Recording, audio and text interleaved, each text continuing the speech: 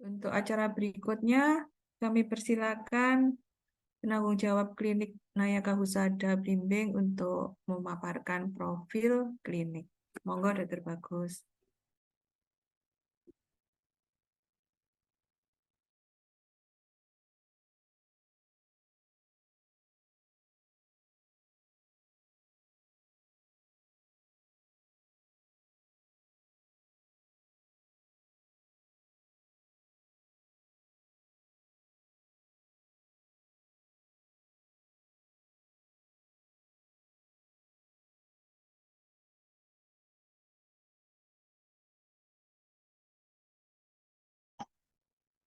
Bismillahirrahmanirrahim. Assalamualaikum warahmatullahi wabarakatuh. Waalaikumsalam. Ya. Yang pertama-tama kami ucapkan terima kasih kepada Bapak Direktur PT Nayaka Era Husada yang bersedia hadir pada hari ini, Bapak Tri Chandra, kemudian kepada Branch Manager Malang, yaitu Bu Tari, terima kasih atas selama ini full support-nya dalam mempersiapkan akreditasi klinik ini. Kemudian kami ucapkan selamat datang kepada tim surveyor LPA LIPA Mitra Nusa. Yang pertama kepada Dr. Titis, yang kedua kepada Bapak Sigit. Saya perkenalkan diri saya Dr. Bagus Aryo Bimo selaku penanggung jawab klinik. Selain itu, tidak hanya saya perkenalan diri saya sendiri, saya akan memperkenalkan tim kami. Bagi teman-teman, nanti ketika saya sebutkan namanya, boleh untuk berdiri dan melihat ke arah kamera. Dr. Vivi boleh mengambil posisi.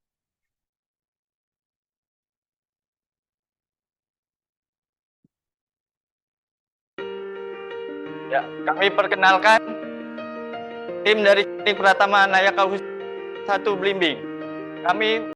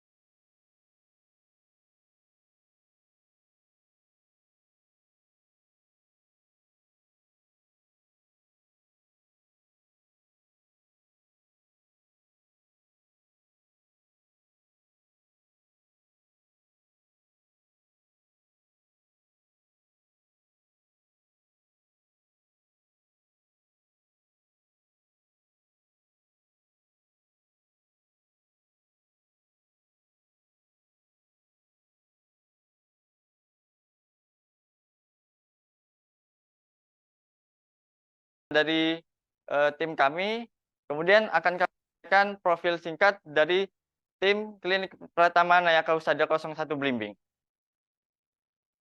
Nah, klinik kami merupakan klinik Pratama Nayaka Husada 01 Blimbing yang beralamatkan di Jalan Tenaga nomor 2C, Blimbing, Kecamatan Blimbing, Kota Malang. Dengan nomor telepon yang tercantum, kemudian nomor WA juga tercantum. Selain itu juga kami ada sosial media, baik di Instagram maupun di YouTube.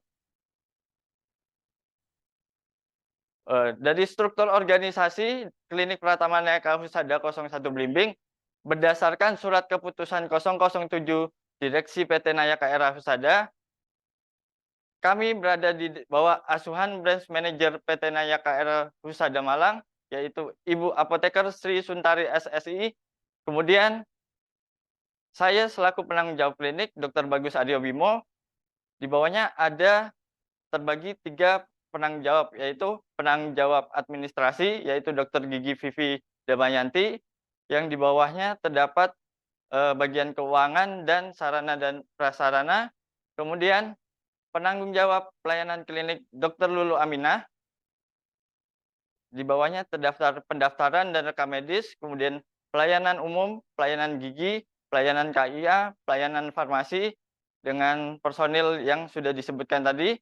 Kemudian berdasarkan surat keputusan 007 Direksi PT Nayaka Era Husada, untuk penanggung jawab klinik, yaitu penanggung jawab mutu klinik Dr. Norman Indra Pamungkas, dan di bawahnya hanya ada koordinator PPI. Ini berdasarkan surat keputusan. Namun kami jelaskan lebih rinci lagi bahwa di bawah penanggung jawab mutu klinik ada sekretaris dari tim mutu klinik, kemudian ada tim survei kepuasan pelanggan, tim audit internal, tim keselamatan pasien, tim PPI, K3, dan manajemen resiko. Dengan visi sebagai pusat layanan kesehatan yang terdepan dengan pelayanan prima, memegang teguh komitmen serta menjaga integritas untuk memenuhi kepuasan konsumen. Dengan misi, yaitu yang pertama, menyelenggarakan pelayanan yang bermutu, didukung oleh sarana, prasarana, dan tenaga pelaksana yang profesional dengan pelayanan handal sepenuh hati untuk memenuhi harapan kepuasan pelanggan. Kemudian, untuk mendukung program pemerintah dalam rangka mewujudkan peningkatan derajat kesehatan masyarakat Indonesia. Yang ketiga, mengoptimalkan kerjasama dengan seluruh mitra kerja secara berkelanjutan. Kemudian yang keempat, melaksanakan pengembangan pelayanan kesehatan yang bermutu melalui inovasi guna menjawab tantangan di setiap saat. Dengan tata nilai klinik, yaitu yang pertama, disiplin dan komitmen untuk memberikan pelayanan yang berkualitas. Yang kedua, memastikan bahwa pelayanan yang diberikan dapat memenuhi harapan dan kepuasan pelanggan. Kemudian yang ketiga, memastikan bahwa penyelenggaraan klinik dilakukan dengan efisiensi biaya untuk menjamin keberlangsungan operasional klinik. Ya, seperti yang dijelaskan di awal bahwa sumber daya manusia di klinik kami ada 18 orang personil, di mana terdiri dari 4 dokter umum, 2 dokter gigi, 1 apoteker, kemudian 2 perawat, 2 bidan, dan 2 asisten dokter gigi yang terdiri dari 1 terapis gigi dan mulut dan 1 administrasi poligigi. Kemudian ada 2 perekam medis, 2 tenaga teknik kefarmasian, dan 1 bagian umum. Dengan prasarana, gedung di klinik kami terdapat 3 lantai. Di lantai pertama mulai dari depan ada pendaftaran, kemudian ruang tunggu pendaftaran, kemudian ada ruang rekam medis, ada poli umum, kemudian ruang tindakan, dan poli KIA, serta prasarana penunjang yaitu musola. Di lantai 2 terdapat ruang farmasi, kemudian ruang tunggu farmasi, poli gigi, dan juga poli umum juga, dan sarana penunjang yaitu ruang laktasi. Mana memang di klinik kami terdapat 2 poli umum dan 1 poli gigi.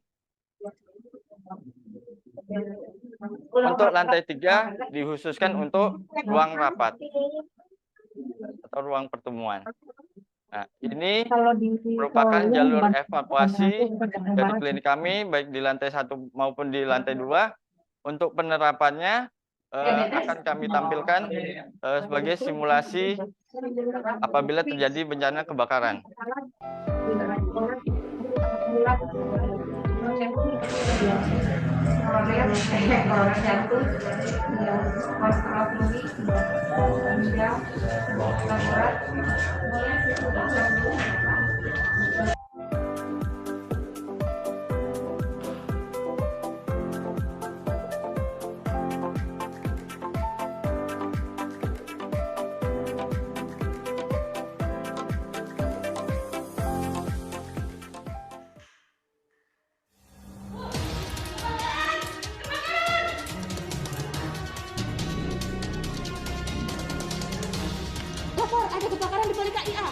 Baik, Mbak.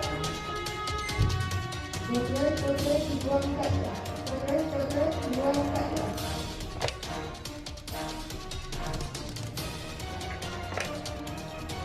Halo, selamat siang dokter. Ada kebakaran di Polikaya. Baik, segera lakukan evakuasi. Baik dok.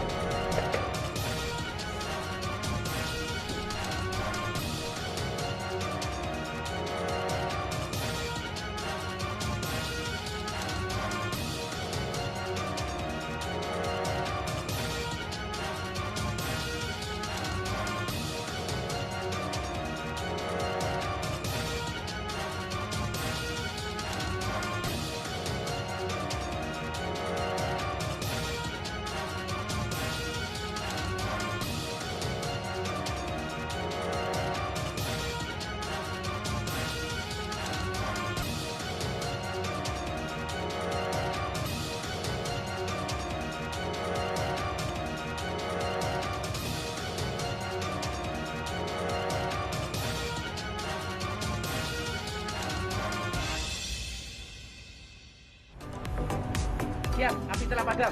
Baik, terima kasih. Untuk evakuasi pasien sudah Mas Yoban? Evakuasi aset sudah Mbak Ayu? Untuk evakuasi dokumen sudah Mbak Siska?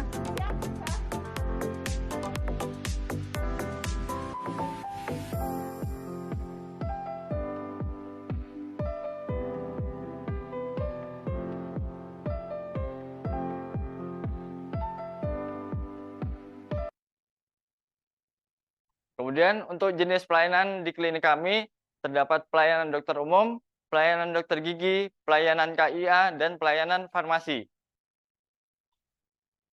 Dengan jadwal baik poli umum, poli gigi, poli KIA, Senin sampai dengan Sabtu dari pukul 8 pagi hingga pukul 8 malam. Berikut salah satu video promosi kami, pelayanan klinik.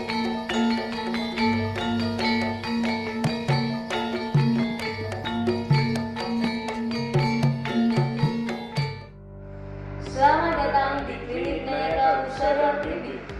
Klinik Nayaka Husada Malang sebagai penyelenggara pemeliharaan kesehatan yang terkemuka serta menjaga integritas. Kami hadir memberikan pelayanan kesehatan berupa 1. Pelayanan dokter umum. Pelayanan dokter umum meliputi konsultasi medis, pemeriksaan, tindakan medis, serta dilengkapi dengan fasilitas penunjang terbaik yang kami berikan, yakni elektrokardiogram yang lebih dikenal dengan EKG. EKG merupakan alat untuk mengukur aktivitas kelistrikan jantung dalam waktu tertentu.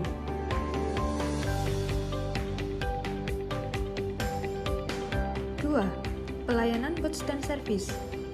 Bertujuan mengenalkan produk-produk pelayanan kesehatan Klinik Nayaka Husada Malang kepada masyarakat sekitar, sehingga Klinik Nayaka Husada Malang dapat dikenal secara luas oleh masyarakat Kota Malang. 3. Poli KIA. Keluarga berencana, ANC, PNC, pemeriksaan bayi baru lahir merupakan produk unggulan yang kami berikan untuk meningkatkan kualitas kesehatan ibu dan anak di Klinik Nayaka Husada Malang. 4. Pelayanan dokter gigi meliputi konsultasi, perawatan gigi, penambalan dan pencabutan gigi, pembersihan karang gigi, pembuatan gigi palsu. Sebagai salah satu klinik terbaik di Kota Malang, Nayaka Husada hadir memberikan pelayanan preventif, kuratif, rehabilitatif, serta promotif secara optimal agar masyarakat sadar akan pentingnya kesehatan gigi dan mulut.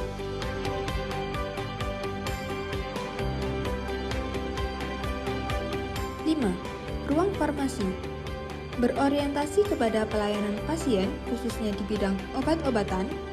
Kami memiliki kelengkapan dan kualitas obat-obatan yang bermutu.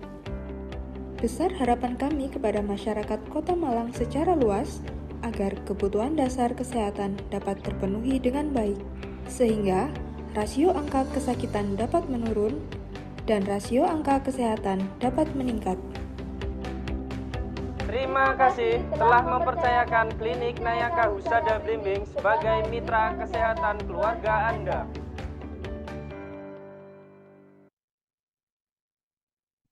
Untuk selanjutnya ini mengenai pengelolaan limbah kami untuk B3 bekerja sama dengan pihak ketiga, kemudian domestik juga. Untuk selanjutnya akan kami bahas tentang indikator mutu yang ada di Klinik Pratama Nayaka Husada 01 Blimbing, di mana ada 3 indikator mutu, yaitu indikator mutu nasional klinik, indikator mutu pelayanan klinik, indikator mutu prioritas klinik. Yang pertama ada indikator mutu nasional klinik, di mana setiap bulannya kami laporkan secara rutin di aplikasi INM dengan capaian berikut.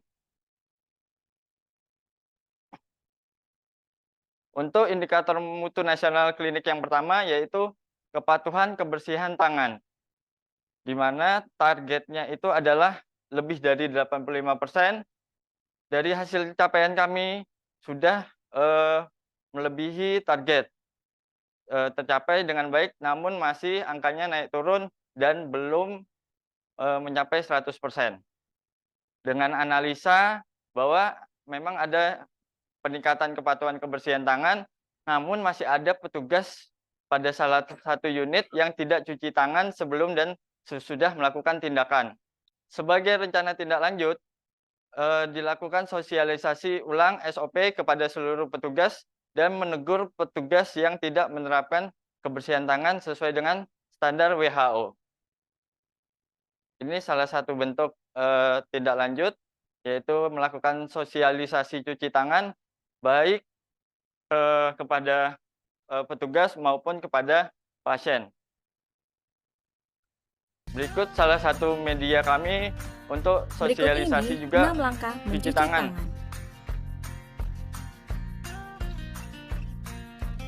Langkah pertama, ratakan sabun dengan menggosokkan pada kedua telapak tangan. Langkah kedua, gosok punggung tangan dan sela-sela jari, lakukan pada kedua tangan.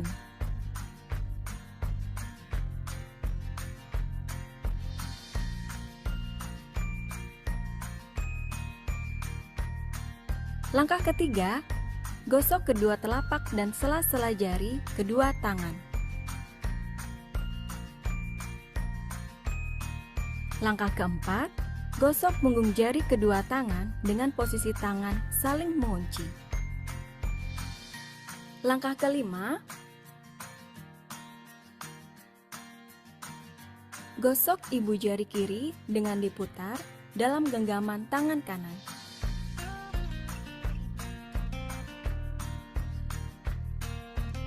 Lakukan pada kedua tangan.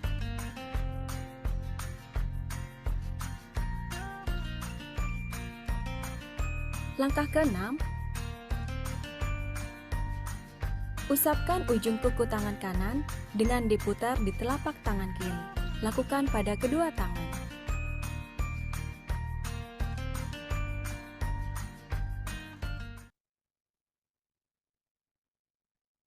Kemudian untuk indikator mutu nasional klinik yang selanjutnya yaitu kepatuhan penggunaan APD dengan target 100%. Sempat mencapai 100% namun masih capaiannya naik turun. Maka dari itu analisa dari kami yaitu sebagian besar petugas sudah melakukan kepatuhan penggunaan APD sesuai dengan standar. Namun, masih terdapatnya beberapa petugas yang kurang disiplin dalam menggunakan APD. Sebagai rencana tindak lanjut, yaitu meningkatkan capaian dan serta mengingatkan kepada petugas yang tidak disiplin untuk mengenai kepatuhan APD yang sesuai di saat operansif. Ini sebagai tindak lanjut, yaitu sosialisasi pemakaian APD. Kemudian untuk kepatuhan indikator selanjutnya kepatuhan identifikasi pasien, di mana targetnya 100%, sama untuk capaiannya masih naik turun, tapi di akhir-akhir stabil 100%.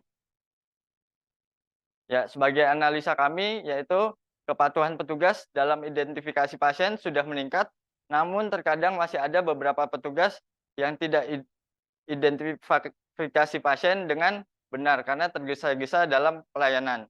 Kemudian sebagai rencana tindak lanjut kami, petugas pelayanan klinik harus saling mengingatkan apabila ada petugas yang tidak mengidentifikasi pasien dengan benar. Berikut sebagai media. Selamat siang, sosialisasi selamat datang di klinik pasien. Nayaka. Ada bisa dibantu, Ibu? Saya mau periksa, Mbak. Mau ke poli umum atau gigi? Mau ke poli umum. Poli umum ya. Sebelumnya sudah pernah ke sini atau belum? Sudah. Sudah pernah. Boleh saya pinjam identitasnya? Permisi. Atas nama siapa Ibu yang periksa? Atas nama Vivi Damayanti. Untuk tanggal dan tahun lahirnya? 18 Maret 88. Baik, saya cek dulu kartunya. Boleh ditunggu dulu ya.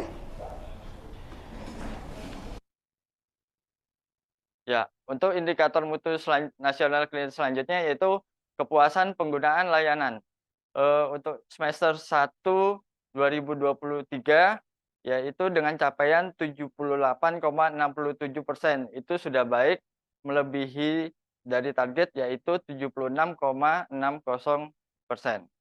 Di mana tapi dari analisa terdapat beberapa komplain yang sudah ditampilkan.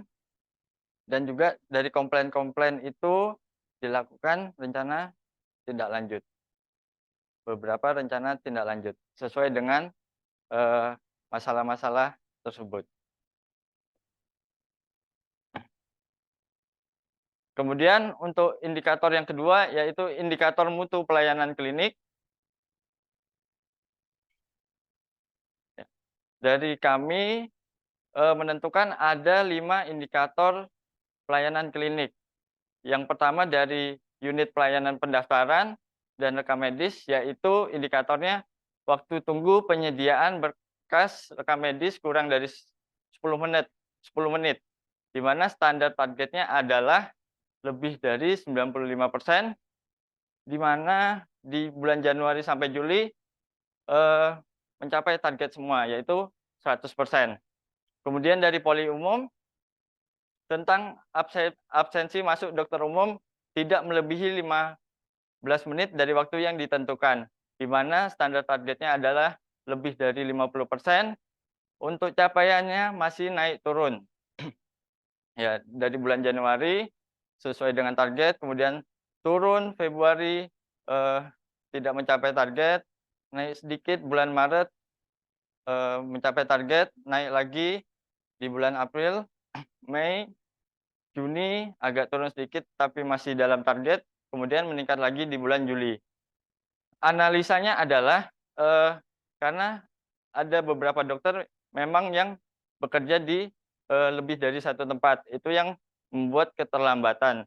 Kemudian untuk sebagai rencana tindak lanjut, untuk saling mengingatkan agar tidak terlambat dan juga konfirmasi apabila terjadi keterlambatan.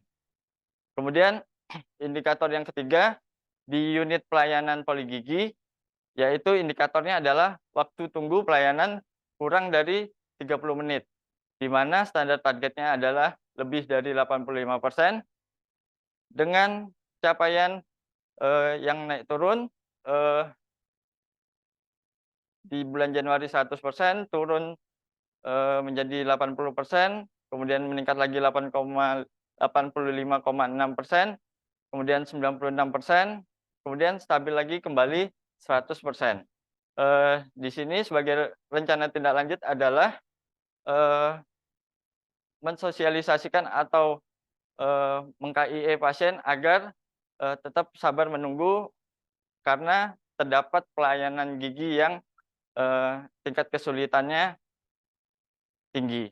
Kemudian untuk indikator yang keempat yaitu poli-KIA, KB, yaitu indikatornya pemeriksaan 10T pada ibu hamil, di mana targetnya adalah lebih dari 80%. Dari Januari hingga Juli untuk capaiannya masih naik dan turun.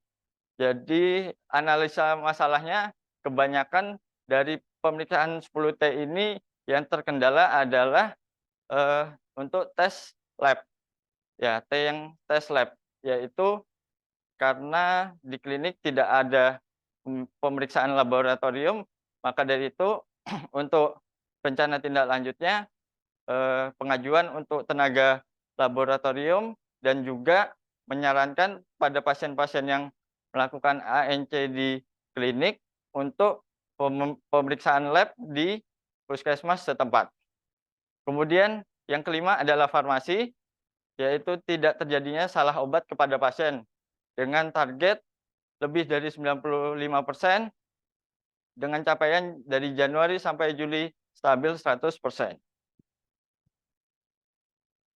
Kemudian yang terakhir, indikator mutu prioritas klinik. Dari kami menentukan satu indikator prioritas klinik, yaitu di unit pelayanan pendaftaran dan rekam medis. Untuk indikatornya adalah salah letak dokumen rekam medis dengan target 0%.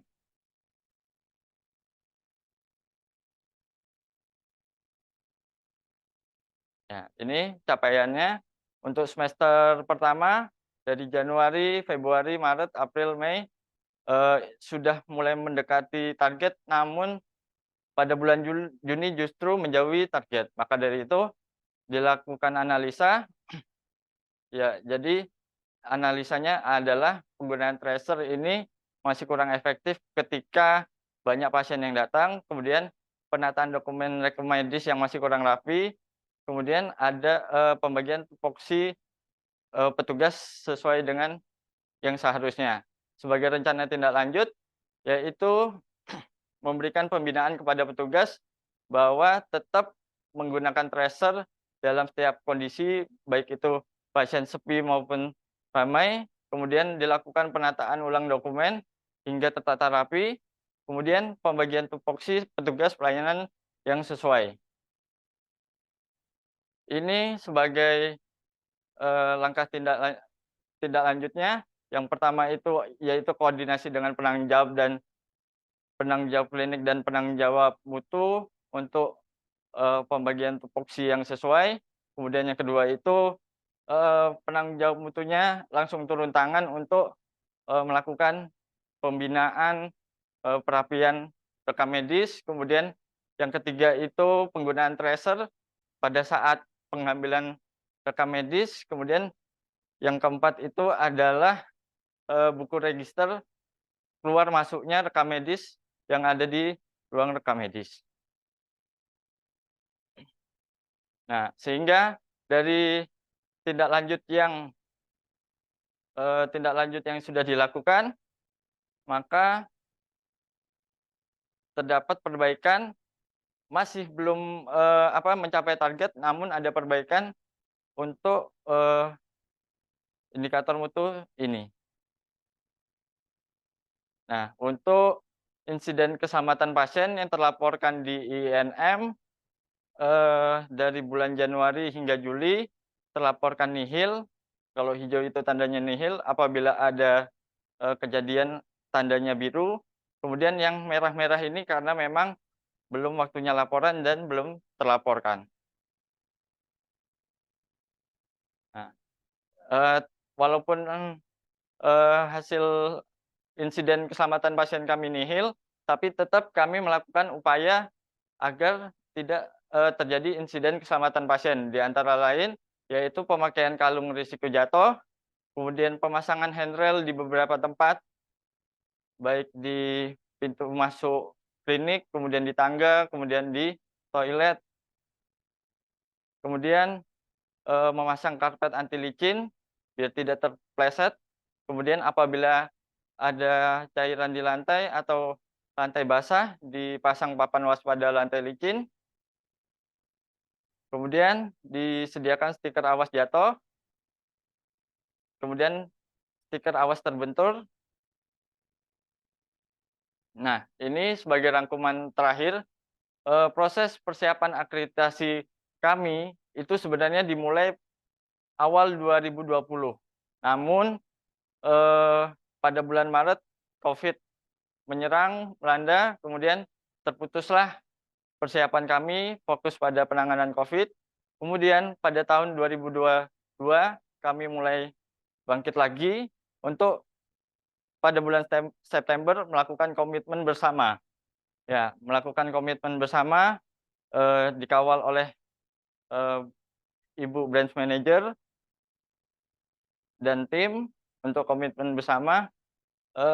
Sempat terjadi kekosongan bulan Oktober November karena pada waktu itu juga terjadi sempat sebentar peningkatan COVID. Kemudian pada bulan Desember kami mulai lagi untuk bimbingan akreditasi dengan tim Branch Malang dan tim PPK juga. Kemudian kami mulai melakukan pertemuan untuk merencanakan kegiatan persiapan akreditasi. Kemudian di tahun 2023 dari Januari sampai Maret kami melakukan pendampingan akreditasi 1 kali dalam 1 bulan, kemudian mulai membuat dokumen. Pada bulan April fokus dalam pembuatan dokumen, kemudian bulan Mei kami melakukan self assessment di mana nilainya masih tidak bagus, yaitu 56,92%. Maka dari itu kami lakukan perbaikan dokumen hingga awal Juni sampai pada akhir Juni kami lakukan asesmen ulang yang kedua. Alhamdulillah meningkat banyak, yaitu 92,47%. Tetapi itu tidak membuat kami puas. Tetap pada bulan Juli sampai Agustus kami semakin sering melakukan pertemuan-pertemuan demi mempersiapkan akreditasi ini. Peningkatan koordinasi, simulasi, kemudian sosialisasi, semua kami lakukan kami tingkatkan di bulan Juli dan Agustus. Oke, terima kasih. Semoga berkenan. Itu mungkin secara singkat profil dari klinik kami dan juga capaian indikator mutu dan insiden keselamatan pasien kami. Kurang lebihnya mohon maaf. Wassalamualaikum warahmatullahi wabarakatuh. Saya kembalikan kepada tim surveyor. Terima kasih Dokter Bagus. Alhamdulillah paparannya lengkap. Jadi kami sudah mendapatkan gambaran ya dari klinik Nayaka Husada Blimbing ini seperti apa. Nantinya kami telusuri lebih lanjut pada saat survei daring maupun luring.